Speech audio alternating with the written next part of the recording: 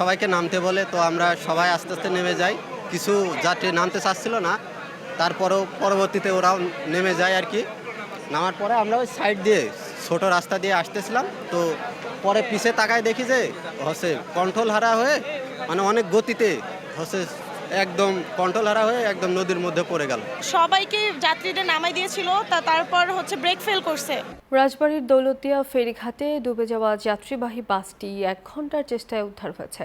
তবে এবার বাসটিতে কোনো যাত্রী ছিল না, কেননা সরকারি নির্দেশনা অনুযায়ী ফেরিতে বাস তোলার আগেই নামিয়ে দেওয়া হয় যাত্রীদের। তাই বেঁচে যান 40 জন যাত্রী।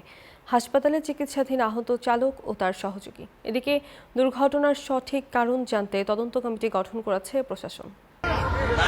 সকালে কুষ্টিয়া থেকে এসবি পরিবহনের একটি বাস রাজবাড়ীর দৌলতদিয়া ফেরিঘাটে নিয়ন্ত্রণ হারিয়ে হঠাৎই নদীতে পড়ে যায়। 7 নং ফেরিঘাটের ফেরি কাবেরীর পেছনের কপাট ভেঙে পদ্মায় পড়ে বাসটি। এ সময় গাড়ির চালক ও সহযোগী স্থানীয়দের সহযোগিতায় উঠে আসেন, তবে কয়েক সেকেন্ডের ভেতর বাসটি সম্পূর্ণ নদীতে তলিয়ে যায়। তবে নতুন নিয়ম অনুযায়ী বাস ফেরিতে ওঠার আগে যাত্রীরা নেমে যাওয়ায় হতাহতের ঘটনা ঘটেনি।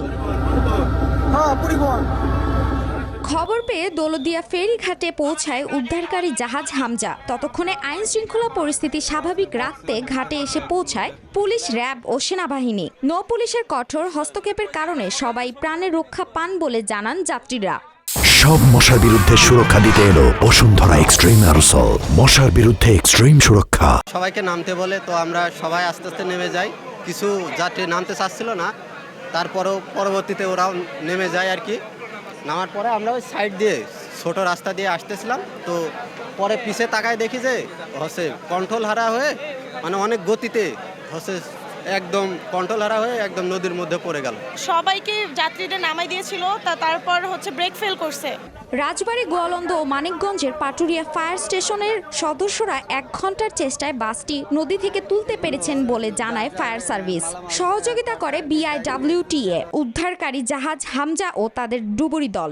ড্রাইভার এবং হেল্পার এবং সুপারভাইজার 3 জনকেই প্রাথমিক পর্যায়ে আমরা উদ্ধার করে হাসপাতালে পাঠাই। দুর্ঘটনা কমাতে এখানে আধুনিক নৌবন্দর স্থাপনের কথা জানান জেলা প্রশাসক। যতক্ষণ পর্যন্ত আধুনিক নৌবন্দর প্রতিষ্ঠিত না হচ্ছে ততক্ষণ পর্যন্ত আমাদেরকে সচেতন থাকতে হবে, সচেতনভাবে আমাদেরকে যাতায়াত করতে হবে।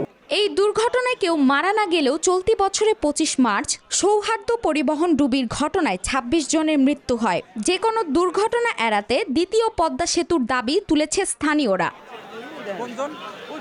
Desk report, news 24।